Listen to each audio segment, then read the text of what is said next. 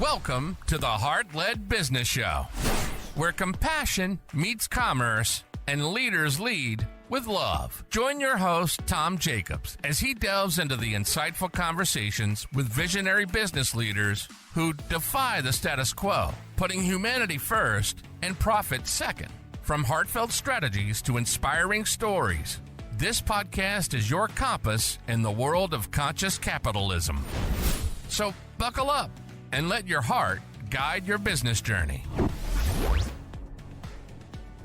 It's with a dollop of delight, let me disclose, it's the queen of coherence herself, the fabulous and forward-thinking founder of Quantum Clinic, the mentally magical maestro with a mental health halo, Dr. Katelyn Lehman. Get set, folks, for a captivating conversation. We're diving deep into her heart of her harmonious business venture, unfolding her unique unison of both mind, body, and spirit, sprinkled with a splash of soul, right here on the Heart-Led Business Show. Katelyn, welcome to the show. Thank you so much for having me. I'm delighted to have this conversation with you today. I love everything that you're doing, and we're going to get really deep into it, I'm sure, especially the balance between having a heart-led business and having a business. But first, what is your definition of a heart-led business? All right. I'm sure so many people answer this question in so many different ways, which is one of the things that makes the podcast special.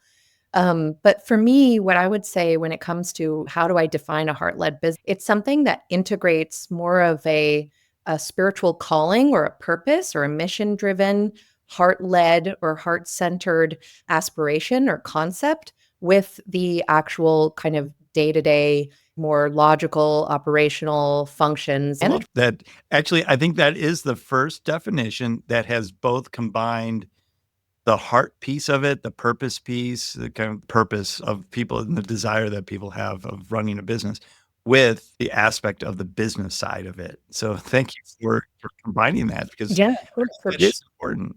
About what your business is and what inspired you to start it. Sure.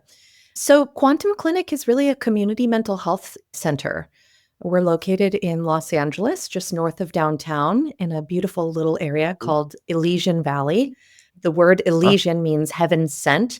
And actually, it's a really sweet community on the historic Los Angeles River. So there's a lot of community, organic community in the neighborhood, both small business and residential.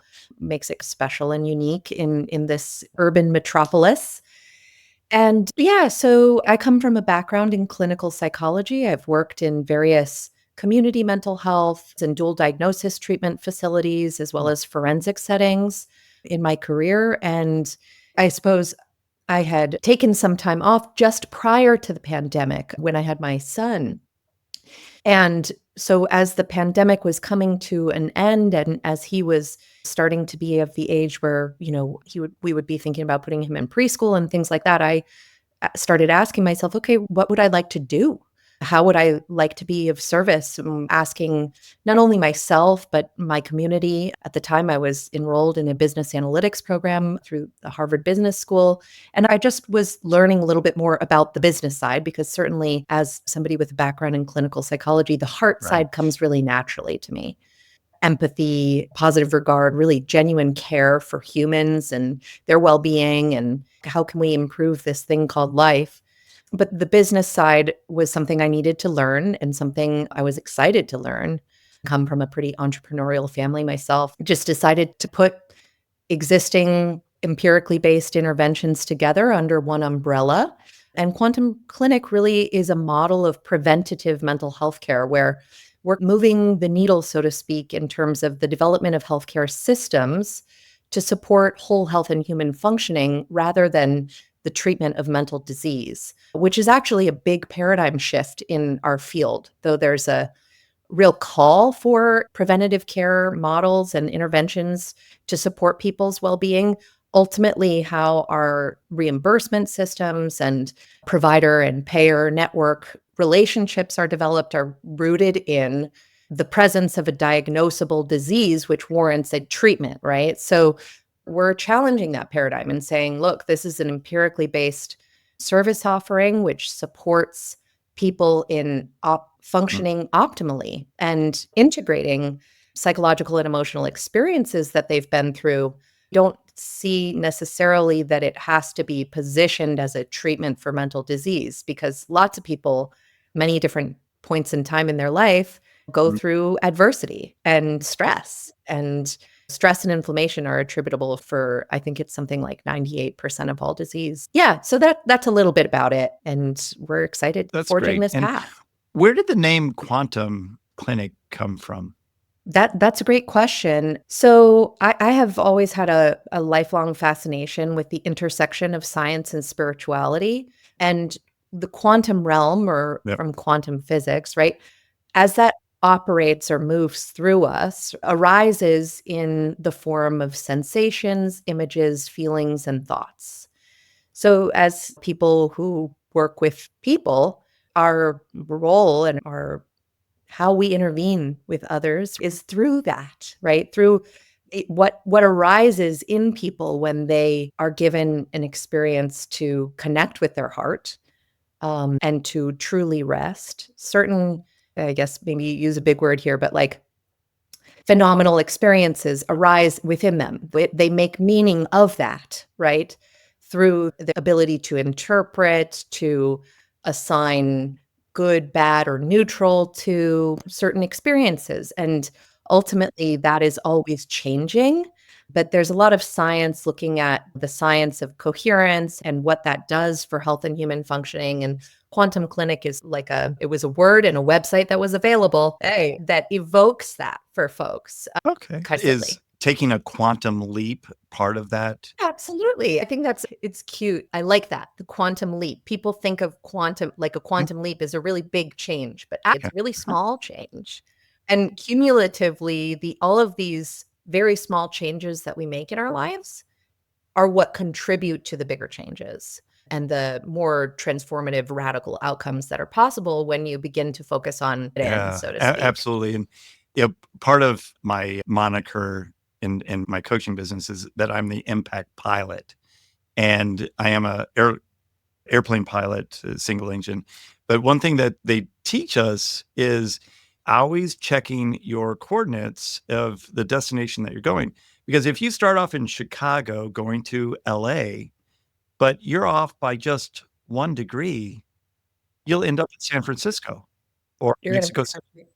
Yeah, because the point of origin bifurcates Absolutely. dramatically over Yeah. time. And it's the Yeah, same for yeah, business and life. If you don't keep navigating properly to the right coordinates, you're going to be off by hundreds and hundreds of miles at the end of a year, 2 years, 10 years, yeah, or things like that. Yeah. So I like that. yeah, That definition is yeah. really cool, the quantum piece. And part of when you were talking about not being a diagnosable mental illness, that takes me back to just DSM, whatever we're up to. So Mhm. 5, okay. At So 5. you don't need to necessarily have a DSM diagnosis to then work with you in terms of that mental. And I think it is there's so much stigma associated with addressing our Yeah. mental and emotional experience, regardless of how I perceive it as somebody who is in this field and in California, right? The hippies and all that stuff, right? We're a little bit more open to alternative ways of experiencing ourselves and learn. That is the stereotype associated with California for sure. But despite that, I think there's a real yearning right now in our collective for spaces and places where we can come together in community to process this experience that we've all been through. These are unprecedented times in many different ways, both geopolitically, environmentally, culturally. There's so much, but in the culture, in the broader cultural context, there's a Yeah. lot of change happening, right? Mhm. Massive change. AI, the digitize of most everything, Speed. right? During this Yes. conversation, right? Like, yeah. So and we as human beings don't necessarily have the capacity or some people talk about it how we have 21st second technology 19th century psychology, right? Like we're still at the level of the human, we haven't really evolved that much to be able to steward this mass advance that we're seeing on the planet with integrity and with the kind of foresight and wisdom truly that I think is necessary for us to be able to Yeah. navigate this hurdle where in some regards it feels like we're running towards the end of a cliff, towards our own extinction events. And it seems too Um, that we have that primal brain has not evolved as well. And so we're constantly in this fight or flight that there's a saber-toothed tiger behind us, but there isn't. It's, somebody that's bullying us or something like that rather than that's actually going to kill us. Right. Or actually, it can just be when we talk about it from the psychological perspective, it's the perceived threat. The brain actually cannot differentiate. And again, the brain is not the generator of our experience. It's more of a receiver of this quantum foam, so to speak, the fluctuations in this quantum foam. But our body mind and the more primal parts of our brain actually cannot differentiate Yep. between imaginary and real experience. So therein lies the underlying of our intervention with Quantum Clinic is it's about facilitating entrainment into that state of what's called coherence, which is when the heart and the brain actually are operating in harmony with one another biophysiologically, energetically, neurologically, neurochemically. It creates a cascading effect where then the cortical regions of the brain can begin to be online, right? And the sort of more primal or reptilian parts of our brain can become regulated through the afferent traffic, the traffic of information and energy flow that comes from the heart to the brain, and then creates that sort of down-regulating effect in the central nervous system. Because so many of us run around in this sort of frenetic, only up here in our mind space, a big part of the intervention is how do we then bring people back into their bodies? Yeah, and there's nothing revolutionary about that. You talk to any psychologist or master's level clinician, this is what we do with folks, right?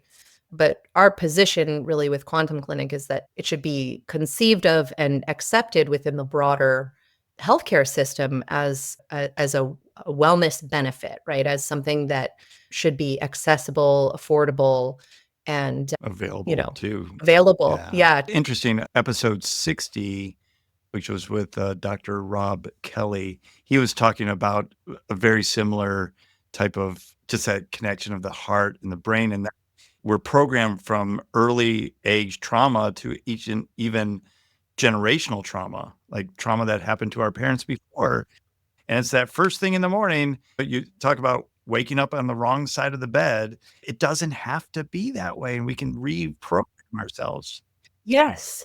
And that's really what's so beautiful about the science of plasticity, right? Or neuroplasticity is just that how malleable we are as human beings when we allow ourselves space to begin to do that process. But it's not something that can be Yeah. imposed on us, right? It's not something that can be Right. swallowed like a pill. Metaphorically, we can talk about these changes as something that need to be transmuted or digested and move through us. That is true, but it has to come from within, truly. It has to come from an individual who says, you know what? This isn't working for me anymore, this old way that I learned from my ancestors and my family and my life experience. Yeah. It's not working. And so I want to be the person who can show up to create those changes inside of myself. And so there's this delicate dance that we do around space for what is possible while also modeling that it is a practice. It's not just something that Yeah. you can Take a shot. Yeah. poof. Yeah, exactly. So how do you balance then doing this great work and still making a profit and running a business? I'll just be transparent. We're very much in an early growth stage. So we have investment and we're working towards developing those relationships with payers Later today, I'll be presenting to the Los Angeles County Department of Mental Health service area for leadership team, right? We have a proposal in with them. Tomorrow, I'm speaking with the payments innovation team at for Medicare and Good luck. Medicaid. And thank you. My role really is to continue to be an advocate for this type of prevention-based service and to build that network. We are in a position where our direct consumer growth has been steady, and we're very proud of the impact and the outcomes that we've seen in our first just shy of 2 years of business. But there's still room for growth. And certainly with a business model like ours, its success is predicated on our ability to establish these relationships with payers. And so we're doing that, and we'll see how it goes. It's yet to be determined. One of the things that I think is really unique about what we offer is that flotation therapy, which is our core service, we combine elements of biofeedback training and also expressive arts in our space. But flotation therapy was actually developed at the National Institute for Mental Health back in the 1950s by a guy named Dr. John Lilly, who was a neurologist who was also happened to be psychoanalytically trained. And so there was this whole movement towards an understanding of consciousness and how healing can be promoted through an exploration of like our inner environment, right?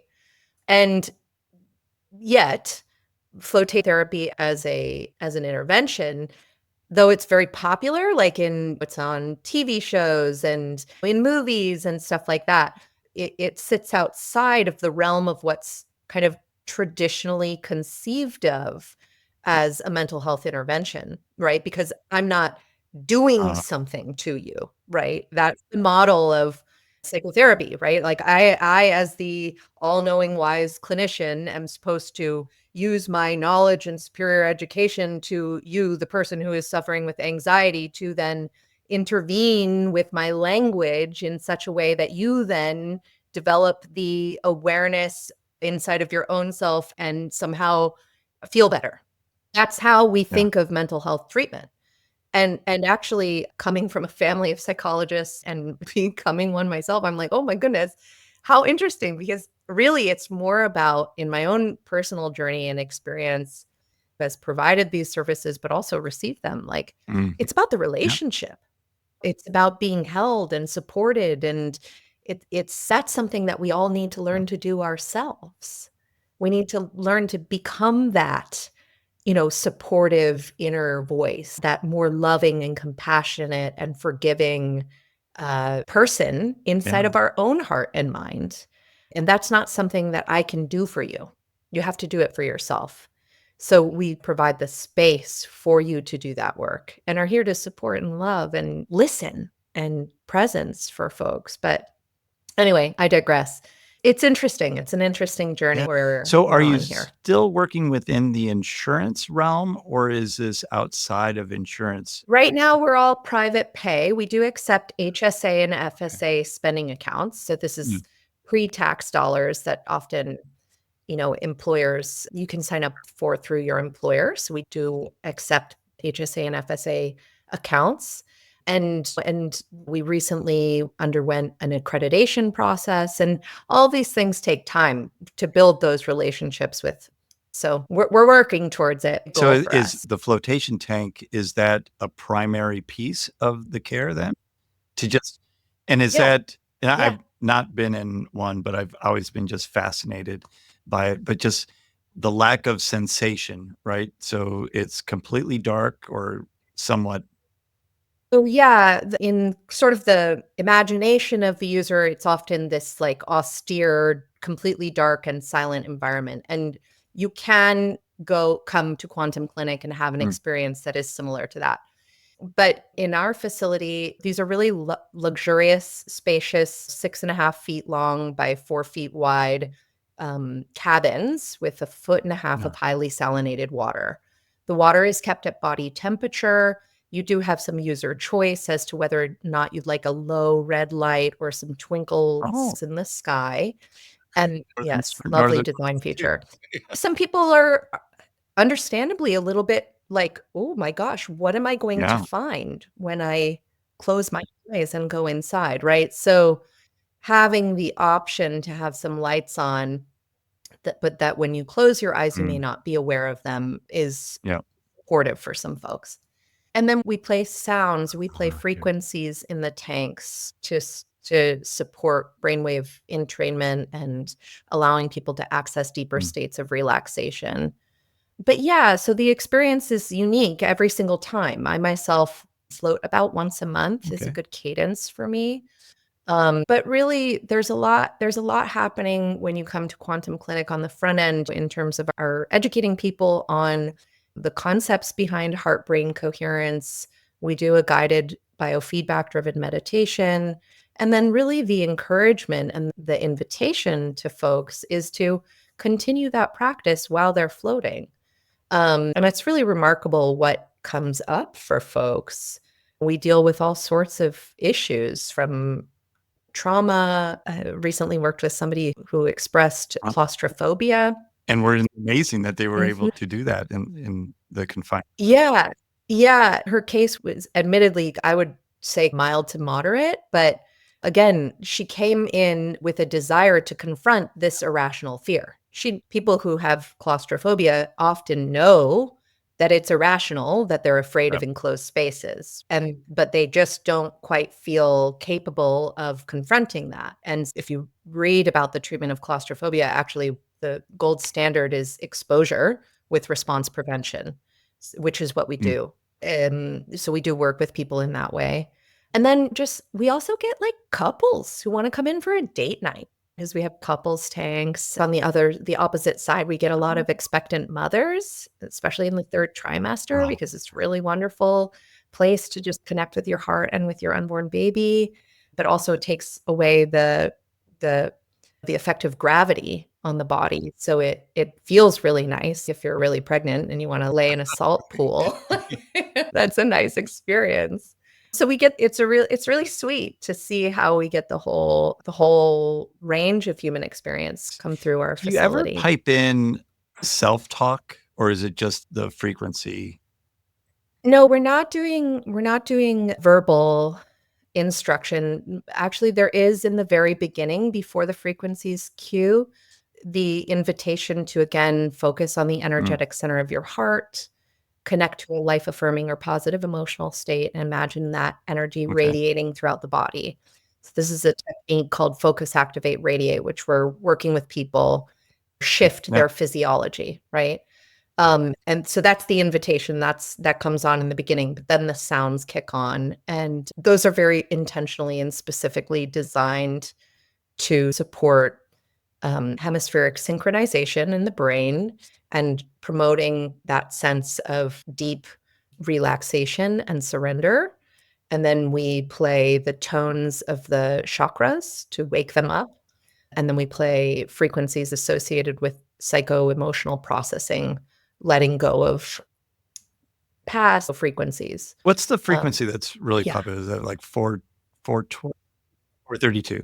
So me I play too. that every once in a while in my office when I'm doing like not deep work, but like when I want to concentrate on something, and it Yeah, yeah. works so great. So much done Yeah, today. and we think of it as, "Oh my god, it's this really, like" it's, like, silly. We're all secretly doing it, but then we feel for talking about it. It's very powerful. Sound is being used, like, at UC San Diego, it's being used to ablate Oh, oh, tumors. Ultrasound in Western medicine, the sound is used often in the non-audible range for various things. Many, different procedures use that, but very few it's not really been adopted in the audible range, and that's what we're doing, right? We're saying there is actually benefit to the application of auditory frequency protocols that you can hear and feel, right? And have a connection to. And there's lots of science or literature to support that, but it's not well understood in context of our traditional yeah, Western no medical doubt. model. So I want to go back. We're getting close to the time, but I have one question here that I wrote down earlier. You said that you came from a family of entrepreneurs. How did that shape your starting this business?